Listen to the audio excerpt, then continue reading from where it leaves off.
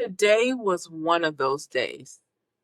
Highs for hours, a sight change meltdown, and no nap.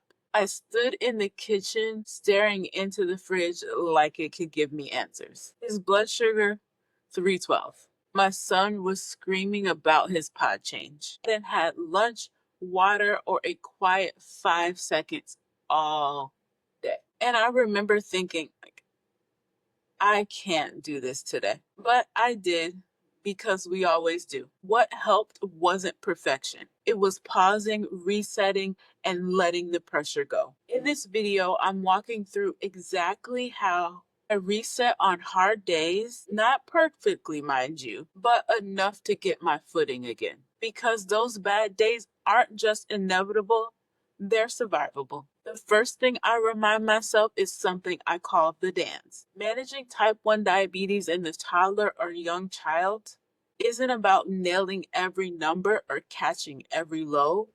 It's about learning to sway when the beat changes. And let's be real, the beat always changes. One sight change meltdown does not define your whole day. One stubborn high does not erase your effort. You're not failing. You're dancing with an unpredictable partner. So when it's all too much, I pause and whisper my go-to mantra. This is the hard part.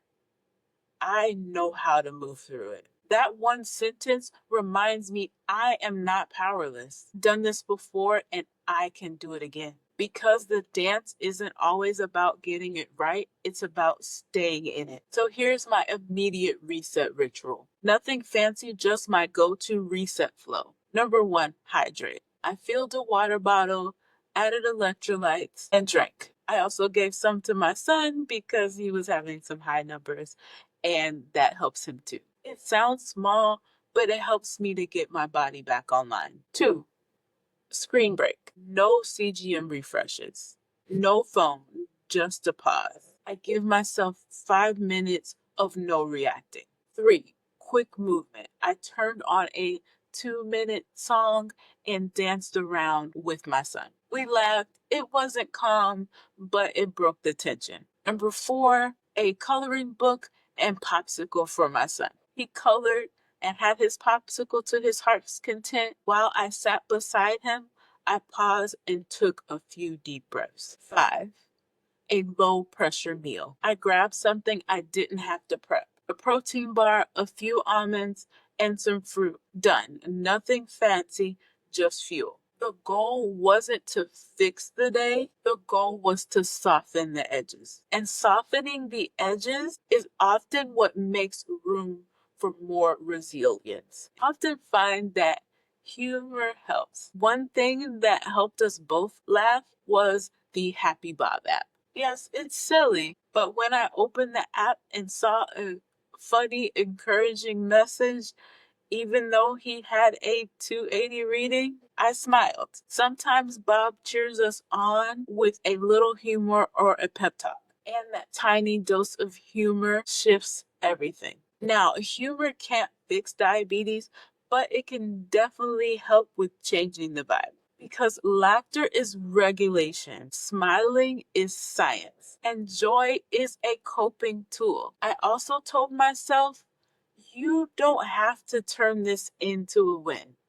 You just have to turn the page. And so we did. Because letting go of today's story gives you another chance to write a better one. Next one. The next part of my reset was joy hunting. I asked my son, what's something small we can look forward to this afternoon? And he said, bubbles. So we had a bubble party in the kitchen, on the porch, with the bubble gun going nonstop and laughter echoing off the walls. Bubble party became the best part of our day. He grabbed his bubble gun and we spent 10 crazy joyful moments filling the house with bubbles and giggles. Now talk about an instant mood shift. Some of our other joy hunt favorites are electrolyte popsicles at bath time, FaceTime and grandma, a sticker for every finger poke, playing outside in the dirt, and watching ants with no agenda. None of it fixes diabetes, but it does remind us that joy can still fit in within the cracks. Because when we as parents model joy throughout the chaos, kids learn that hard and happy can coexist. And at the end of the day, I don't try to make up for it. I return to what steadies us.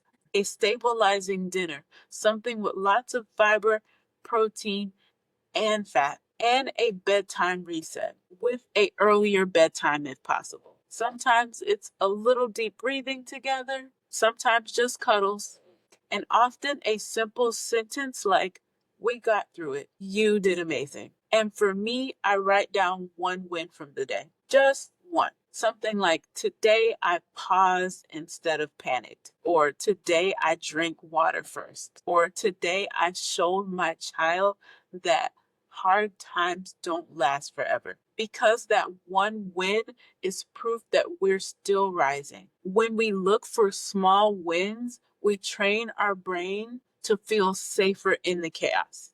If you've had a hard day, please hear this. You do not have to fix everything. You just have to support yourself while it feels hard. What's one thing you do to help yourself reset after a tough diabetes day? Drop it in the comments. Let's make a go-to list together. And if this helped you exhale even a little, make sure to catch my next video in this mindset series because you are not alone and you are doing an amazing job. I hope to see you in the next video. Take care.